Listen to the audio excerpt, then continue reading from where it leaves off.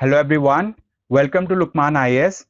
In this initiative, we are covering the previous year questions of UPSC prelims examination. And today we are going to discuss the environmental ecology related topics. Okay, so now let us move and see the topics that we are going to understand for the day. Okay, so we are going to understand about Jingkengri. Okay, this is also known as living root bridges.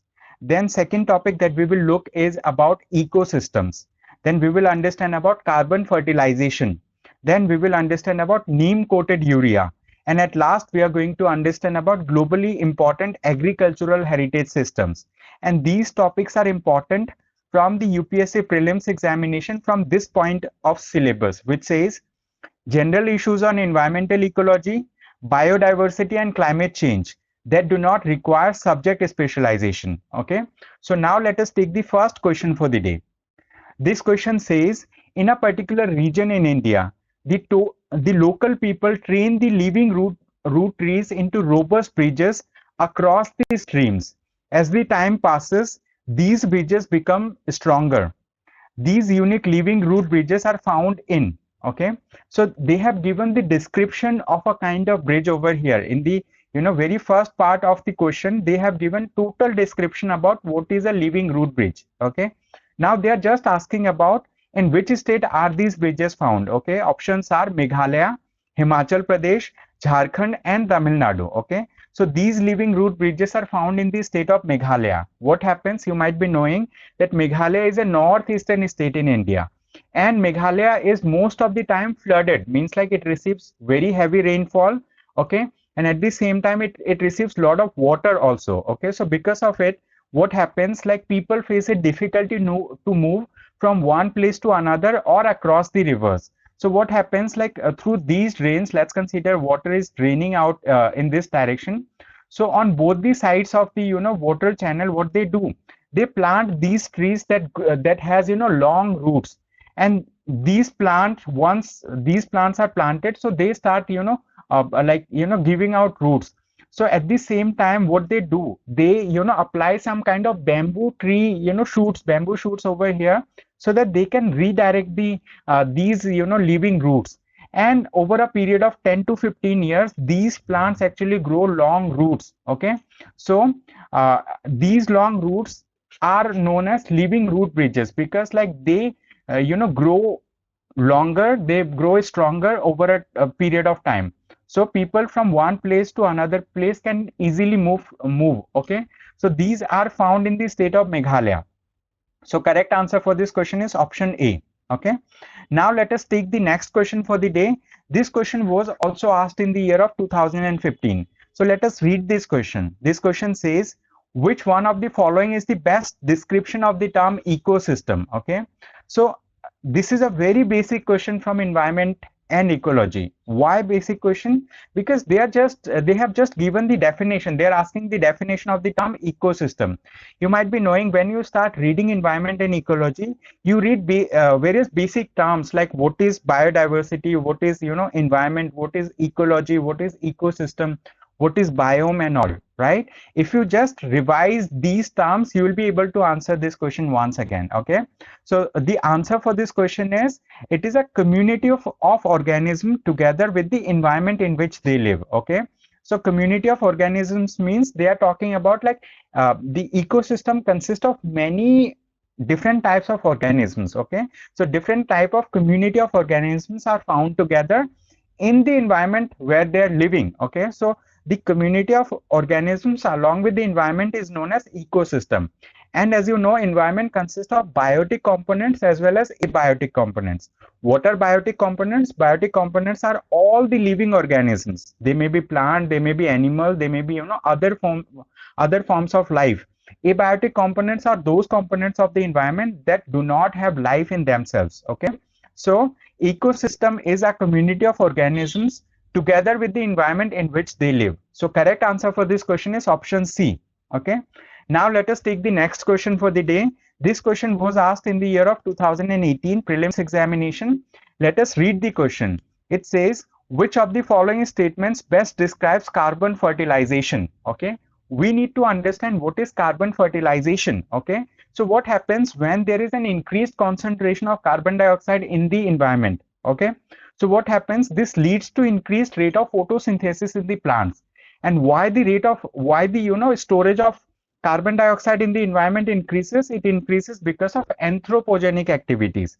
It increases because of human activities. Humans release a lot of carbon dioxide through natural processes as well as through industrial processes. And these carbon dioxide, this leads to the increased concentration of carbon dioxide in the atmosphere, and in turn it leads to increased rate of photosynthesis by the plants, and it helps in the growth of the plant. Okay, so correct answer for this question is option A, that says increased plant growth due to increased concentration of carbon dioxide in the atmosphere. Okay, correct answer is option A. So this is the correct answer. Now let us take the next question for the day.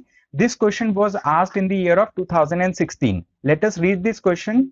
It says, why does the government of India promote the use of neem coated urea in agriculture? Okay, so you must be knowing what is neem coated urea, and you also must be knowing about what is ordinary urea. Okay, as you know, like urea is a kind of fertilizer that releases nitrogen. Okay, so normally farmers use urea in their field to increase the productivity of the field. But the thing is, the urea is once urea is released in the farm, then urea releases nitrogen at a very faster rate, and it leads to lesser consumption of the nitrogen by the soil. Okay, so some of the nitrogen gets wasted, and around only 30 to 40%, only 30 to 40% of the nitrogen is actually used by the soil, and that helps in the growth of the plant. So to increase the efficiency of the urea, the government promotes this particular thing which is known as neem coated urea. Why does the government promotes neem coated urea? Because neem coated urea helps in releasing of nitrogen at a slower pace, so that like efficiency of absorption of nitrogen by the soil increases. Okay, and this particular topic was in the economic survey of that particular year from 2015-16. Okay, there was an economic survey. In that economic survey, they have covered a chapter where they have talked about the importance of neem coated urea. Okay, so that's why this question was asked in the prelims examination. Okay, so what is the purpose of neem coated urea? The purpose is that neem coating slows down the rate of dissolution of urea in the soil. Okay, so this is the thing. So correct answer for this question is option B. Okay, so having understood this, let us take the next question for the day, which says the Food and Agricultural Organization accords the status of globally important agricultural heritage systems, which is known as GIAHS. Okay, GIAHS stands for Globally Important Agricultural Heritage System. Okay, so this is administered by the Food and Agricultural Organization. So it is a kind of status that is being accorded by this particular organization. Okay, and they are saying what is the overall goal of this initiative. They are asking about the goal of this particular initiative. You must be knowing that there are 3 places in India that have received this particular status. One of the places, Kuttanad, okay, in Kerala, where they do cultivation of rice at below sea level. Okay, so that's the thing. And there are other 2 places also. In your free time, you can search in the internet, and you will come across these places that are accorded the status of globally important agricultural heritage site. But here the question is asking what is the overall goal of this particular initiative of the Food and Agricultural Organization. Okay, so let us read these statements one by one, and finally we have to find out the correct answer. Okay, statement 1 says to provide modern technology, training in modern farming methods, and financial support to local communities of identified GIAs so as to greatly enhance their agricultural productivity. This statement is incorrect, because this statement is saying that Food and Agricultural Organization is trying to modernize the farming practices. But the thing is, it is not an initiative to modernize the farming practices. In turn, it is an initiative to actually promote and recognize the heritage agricultural systems of the world. Means they want to help in the conservation of the heritage agricultural practices. those agricultural practices that are traditional in nature, that have been practiced by different communities around the world from ages, like from tens of thousands of years, like that. Okay, so this statement is incorrect. So if statement 1 is incorrect, we can eliminate option A, we can eliminate option D. Now let us read the second statement, which says to identify and safeguard eco-friendly traditional farm practices and their associated landscapes, agricultural biodiversity, and knowledge systems of the local communities.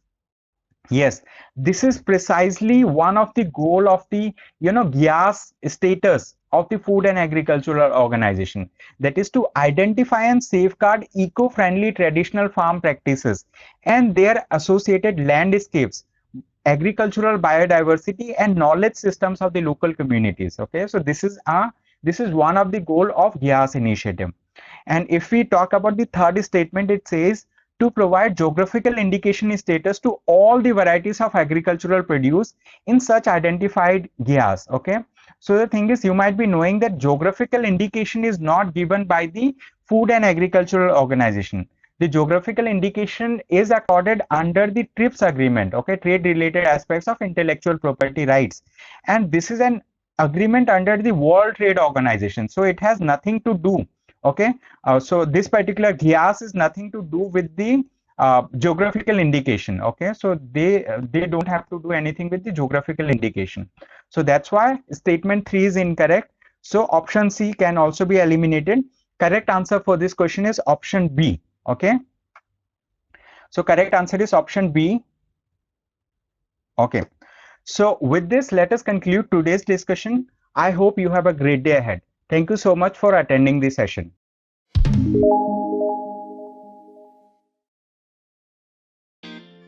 Live online classes are as effective as offline classes. Ethics with S. Ansari remains the best ever choice. Do you know that ethics paper is the only paper in general studies that pays more with less efforts? One can easily secure 130 to 140 marks. Luqman IAS is a well-established name since 2014 for ethics paper. We offer 3 types of courses: Ethics Foundation course, Ethics Case Studies, and Ethics Test Series. Since 2015, Luqman IAS students have maintained the records of securing the highest marks in this paper. Ethics Foundation course is starting from 21st of June 2021. Classes will be for 4 days in a week, from 11 AM to 1:30 PM. The course duration is of 60 days and the videos will be available for 75 days. There will be 43 classes, of which 35 classes will be focused on theory and concept building and 8 classes will be dedicated for case studies. There will be over 180 case studies and 3 tests. Since 4 months are left for prelims, one can easily finish the ethics paper before prelims itself, and it's a good opportunity. So why to wait? Contact us today for more information.